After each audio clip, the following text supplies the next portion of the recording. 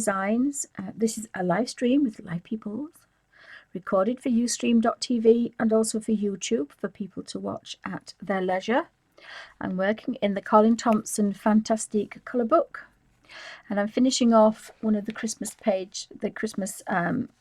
book page that I did with the Christmas tree. So it's a long time ago, but I'd forgotten how what I'd actually used in it, and realised it was actually using colour from my little colour book. So instead of having to use pencils, I think this might be easy for me to do. So I'm going to finish it off. So there is a part 1 of this. So this is part 2 of using the little book of watercolours that I made quite a few years ago now. And there are scribble squares of my 72 Derwent watercolour pencils. And every square has a colour swatch, so I know the deepest to the palest. And it's easy just to flick and find all the yellows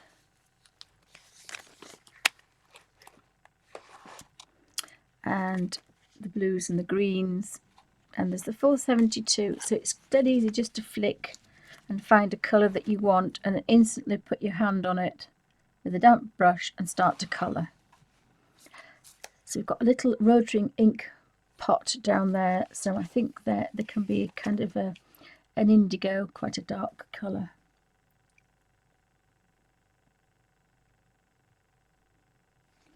And then I'm just going to give this just a little bit of a hint. And then if you wanted to be really clever, you could get kind of a bit of some dribbles going on down there, stains.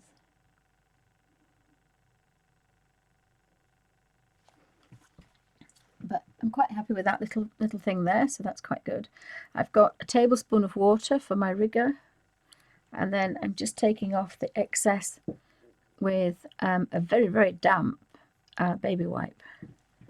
So it is quite damp, but it's working quite well, and it's giving me a little bit of manoeuvrability with this colour. So again, a tiniest touch of colour here, just touch where the scribble of colour is. It's about 3 layers, and then just kind of manoeuvre that about. And that's going to give you a watercolour effect without all the water. Bearing in mind this is just a colour page. And then if you want to kind of go in again, a bit more of a drip, and then underneath, so you can have a bit more reality if you want.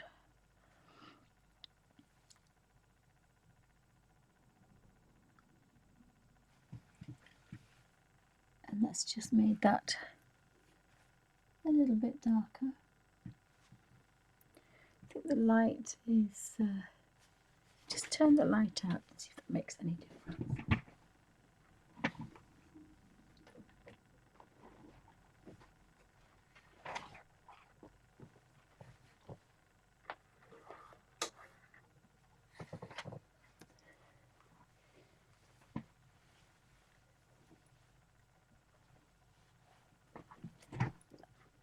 It's a very drafty room, so I've got little blankets under my feet, little blankets over my feet. I'm turning into my grandmother. Hopefully that's a little bit better.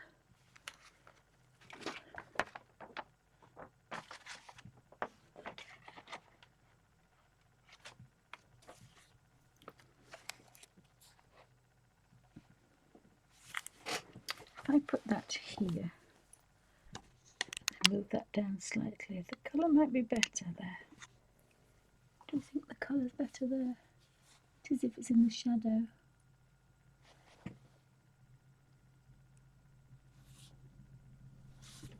I cannot believe there is the tiniest little bit of light. What have I got that's big enough to go over there? Oh, the cardigan. I think it's because it's getting a lot brighter nowadays. It's getting a lot brighter. Whoopsie. That's not actually working, is it? It should work if it's that side.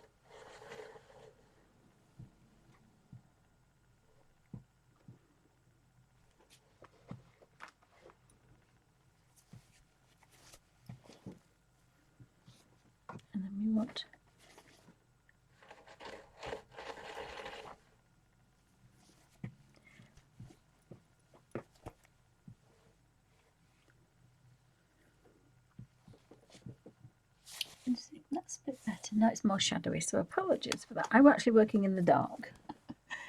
But I think you can see the colours a little bit better.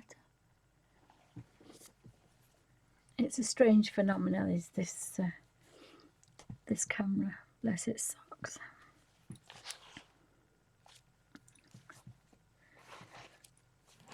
So,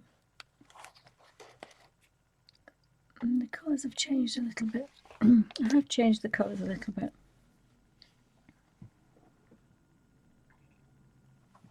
We just put kind of, it does this halfway through. I cannot believe it does this halfway through.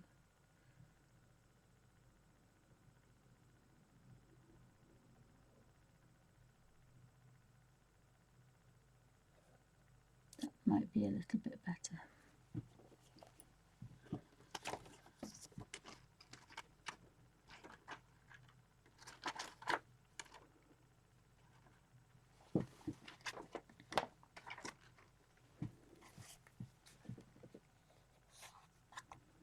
So I don't have any light at all now, but that might be better for... It's because it's getting a bright day and it's north facing, but it's still the brightest light. So I've got a little cottage there and it has a thatched roof, so I've got some really nice, there's a raw sienna, so it could be a bark alert, sorry, and again a little touch of raw sienna in there. Not much. Again, this brush is a little bit too wet. I just work with a damp brush, I find that better. So, sorry, there could be a bark alert. So where we've got that, I can hardly see what I'm doing really because it's so dark in here, but that's fine. Where we've got that colour there, just a hint of colour. And then red brick.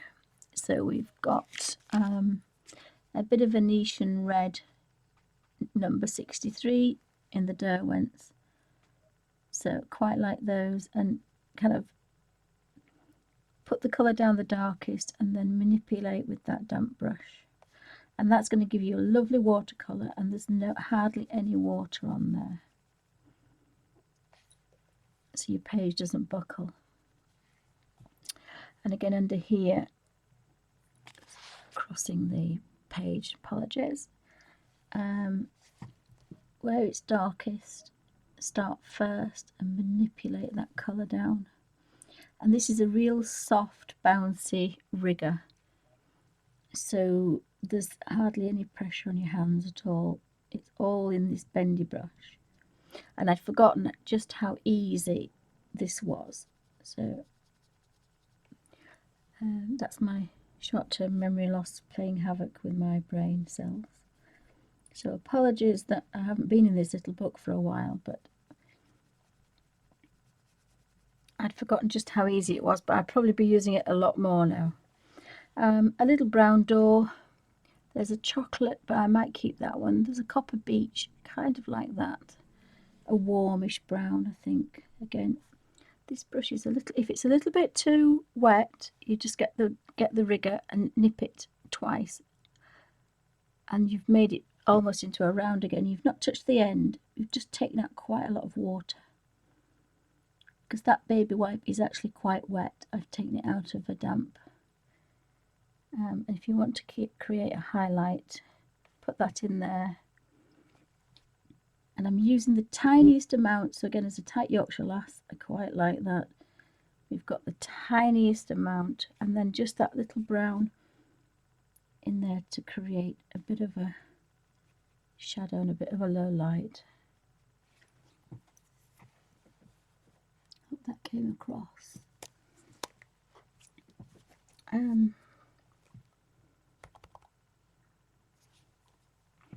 I'll take the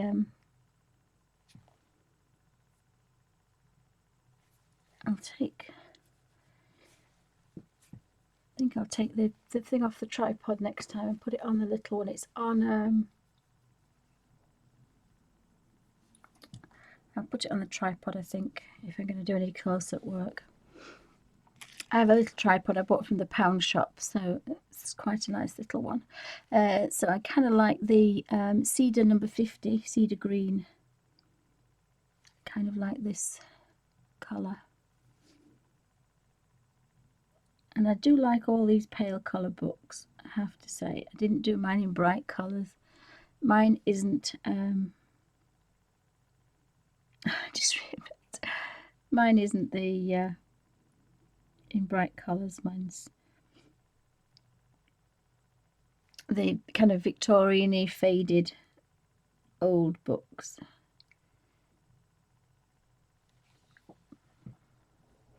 But again, this is real easy to work. My hand's here, my colours are here. I'm flicking the pages. I'm actually just stopping with the 72 Derwent watercolours so that all this page has some continuity, because I like that. But there's no reason why you can't mix your Inktense with your other colours if you really wanted to. So, oh, I've covered my thing. Has anybody got any questions? Oopsie. If anybody's got any questions, pop them in caps. Again, it's a fairly quick way of working. You just rinse your brush out. There's hardly, well, you don't need to rinse your brush out, sorry. You just, in fact, I'm not even using the water. I'm just using this very, very wet. You can see if I push down, this very wet baby wipe.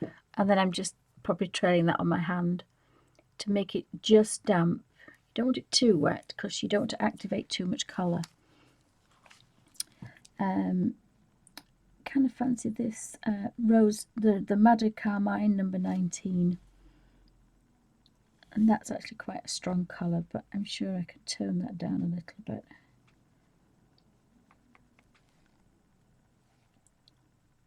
Once you start on a kind of theme, some of these colours are very vibrant.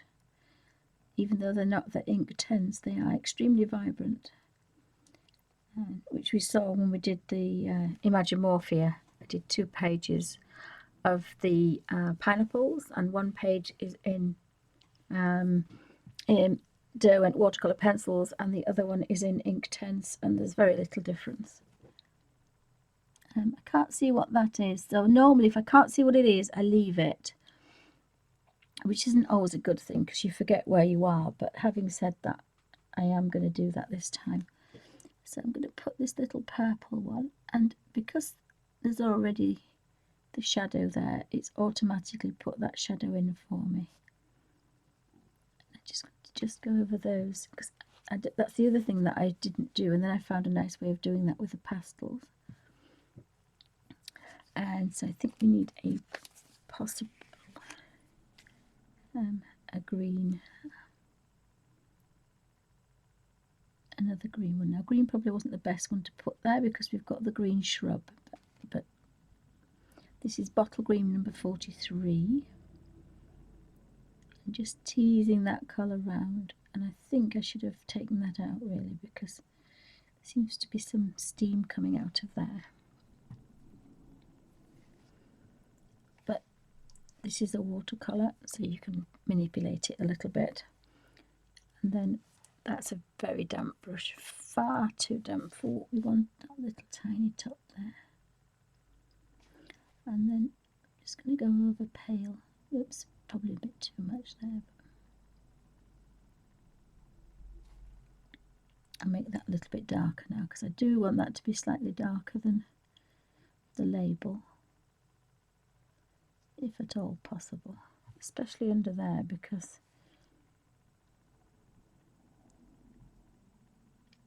that's quite a deep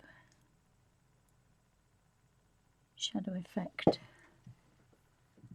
I hope those colours are coming out. I don't think the colours are very good, are they? I don't think it's doing very well.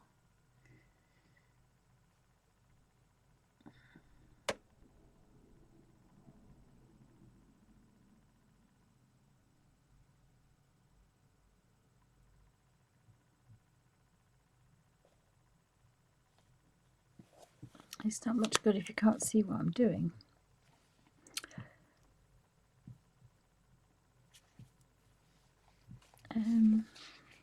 And that's what I do. I just flick from one to the other. So I think we could have a deep cadmium number 6. And if I was using these full strength, then they would be quite bright, but because I'm not, I'm using very little colour on a damp brush. It's giving me some quite nice muted shades.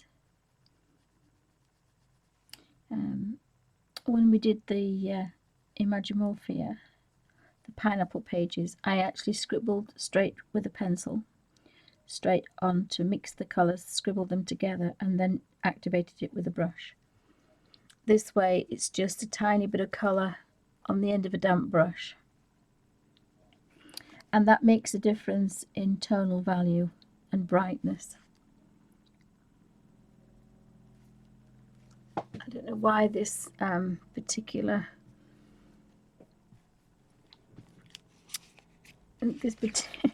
there's a particular gentleman going up and down on I think he's cutting the hedge on the other side, on the field at the other side. So, oh, again, I've gone green again. I think we'll get rid of that. We don't want green again. I think we'll have a blue. So on odd occasions when you do that, you do have to then clean your brush, because obviously you will have that green. So I was going for a bluey green. This is Kingfisher Blue 38, and this is a nice bluey green for butterflies and for dragonflies and for a lot of wings. This is a gorgeous colour, not just the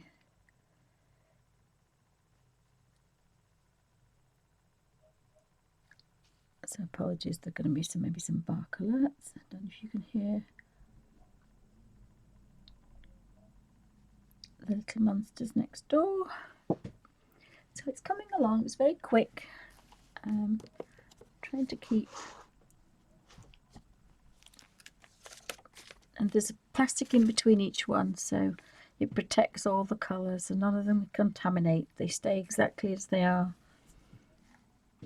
And again, sometimes that's quite nice. So I need a green now, so I'm going to go for mineral green again.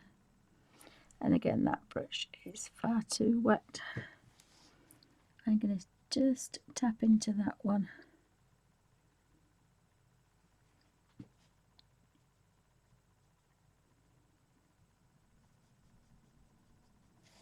And I think there's a bit of greenery going on there.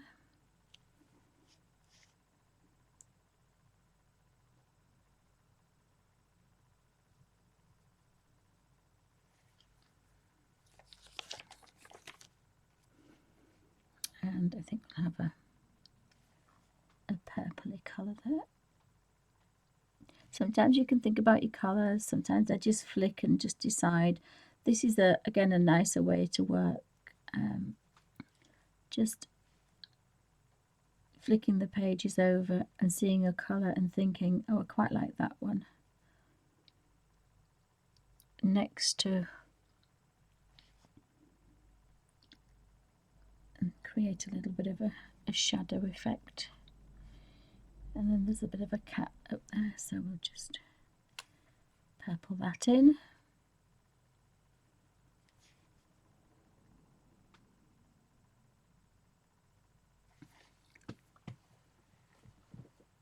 So I hope the colours are looking okay. I don't know if they are or not, so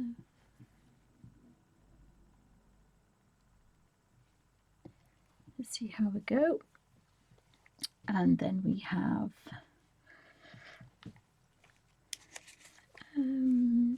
could have an orangey colour.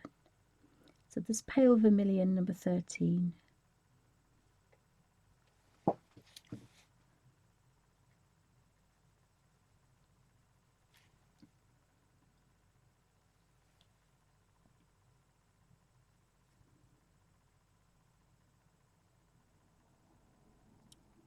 So I cannot believe that I'd forgotten all about my little book of watercolours when I've been colouring in, but of course I got a bit obsessed by the pastel pencil.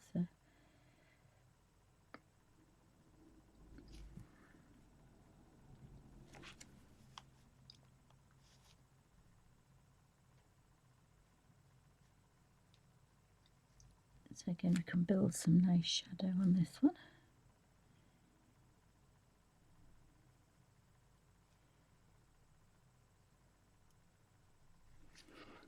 have a little door. So we could have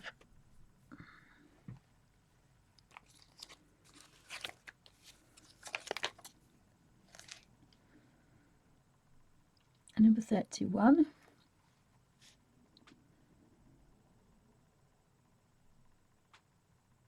We may as well have the same door up here. Sometimes if you've got, in this case, it's very damp, is that brush. So what I'm hoping to do now is just create a pale version of that around the door.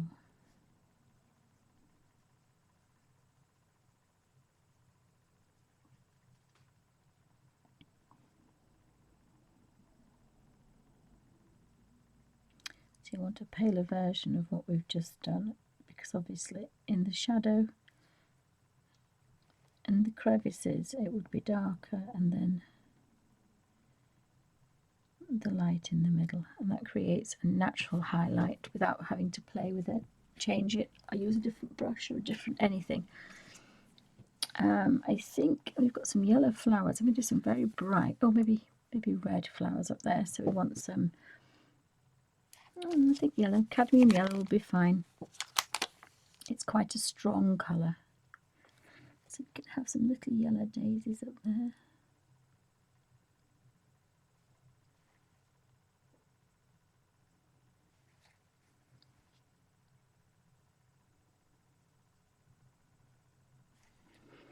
And probably a blue-grey, sky blue, 34. It's a bit too blue. Probably a green, water green 44 we'll use. Just want a contrast between that blue door, like a little bit of a wash on that wall.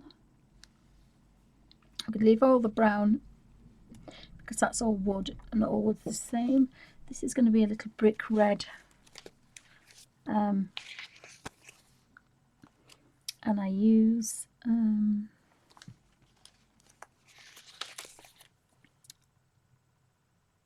terracotta. I think we'll have a little terracotta brick house. So again, get some colour in there. This brush is very wet. I'm going to have to change that baby wipe.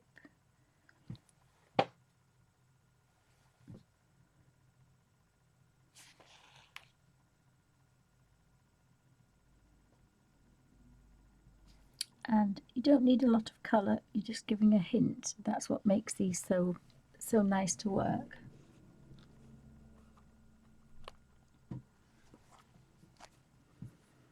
Maybe just a little bit of a colour down there to there. It's going to be a lot stronger down there. And a bit of colour there. And again, a bit stronger in the corner.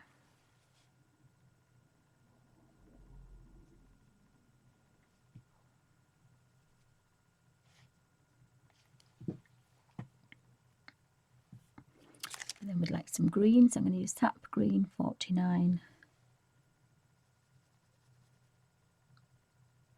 Just to give that colour, and then a little bit more underneath. Give a bit of contrast.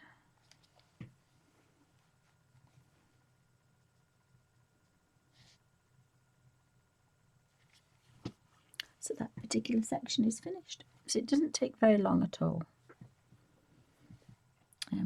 Still not quite sure what that is, but it's got something to do with drawing and rotoring. So it could be a bamboo pen, I'm guessing.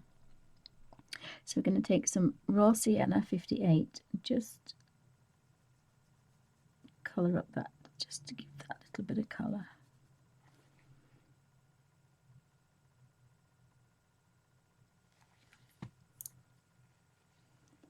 And we've got a couple of shells up there, I think.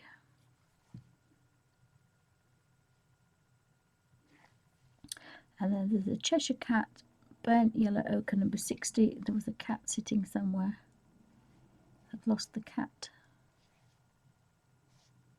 There. Just give that tabby a bit of a stripy face. And then I'm going to go through a little bit of colour for that. So that section is finished, and I've got another section here, so it's a continuation of that house.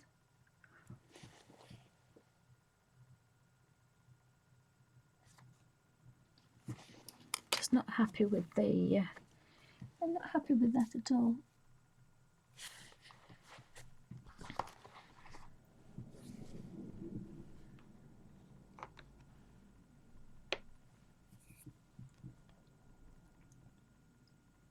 So I'll just pan out and you can see how it's working. Here's my little book. I'm going to finish this video because I don't think it's going to turn out okay, so thanks for watching.